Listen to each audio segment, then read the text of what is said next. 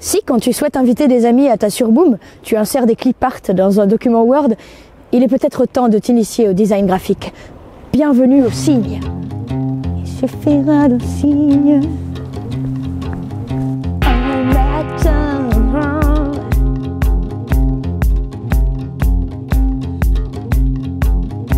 Le Signe, c'est un nouveau bâtiment qui s'étend sur près de 3000 m². Le propos du Signe et son challenge, c'est de mieux faire comprendre ce qu'est le design graphique.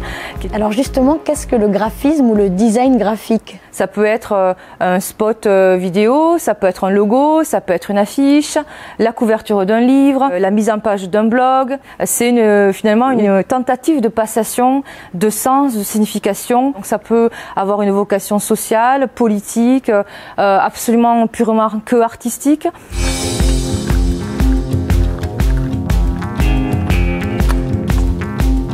Donc ces images, elles sont finalement déjà partout autour de nous au quotidien. Quelle était la nécessité de créer un lieu dédié au graphisme? Faire en sorte que tous les publics puissent s'approprier aussi le design graphique. Et nous, on essaye d'avoir une démarche beaucoup plus interactive pour qu'ils puissent découvrir l'ensemble des possibles permis par le design graphique et en parallèle de traverser les frontières, de travailler tout autant avec des graphistes étrangers que des graphistes français, de faire confiance à la jeune génération ou aux graphistes plus renommés et avec une longue carrière derrière eux.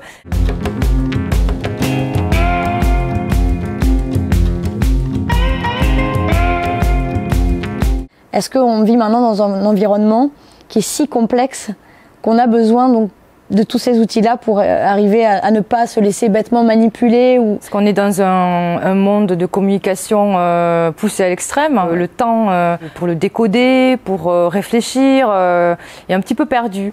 Et ce qu'on essaye justement ici, c'est de retrouver un peu ce temps perdu, de se dire, ah ben tiens, pourquoi la forme de la lettre est plus grasse ou plus fine à un moment donné, pourquoi il y a eu cet ensemble de couleurs et cette forme des motifs sur votre pull.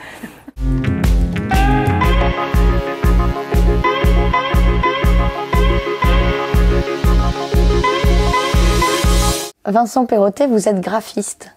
Qu'est-ce que c'est finalement votre métier? Mon travail, c'est de transporter des informations d'un émetteur à un récepteur, avec des signes qui sont les signes de l'illustration, de la peinture, de la photographie, de la typographie. Donc par l'image. Par l'image, avec la tradition quasiment de la peinture. Les premiers graphistes étaient des peintres. Toulouse-Lautrec faisait des affiches pour parler de grands cabarets, de grands artistes. Comment peut-on être sûr qu'une image va atteindre son public? La meilleure façon de le savoir, c'est de l'essayer. Moi, je comprends toujours ce que je raconte. Quand je me parle à moi-même, je me comprends. Mais dès que je m'adresse aux autres, et surtout que je le fais sans la parole, juste par les signes, je vais voir des gens qui me sont proches. Souvent, j'ai demandé à mes enfants, parce qu'un enfant, ça dit tout de suite ce que ça voit. Donc, s'il la comprenait, ça allait. S'il la comprenait pas, je me remettais au travail.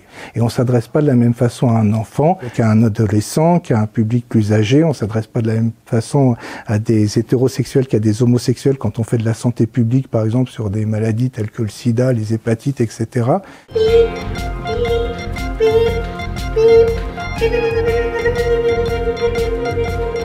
Donc vous faites ce métier maintenant depuis pas mal d'années, peut-être pas autant que Toulouse-Lautrec, qui n'est d'ailleurs plus parmi nous. Bout à bout, je l'ai fait plus que lui. Ah bon bah voilà, prends ça à Toulouse.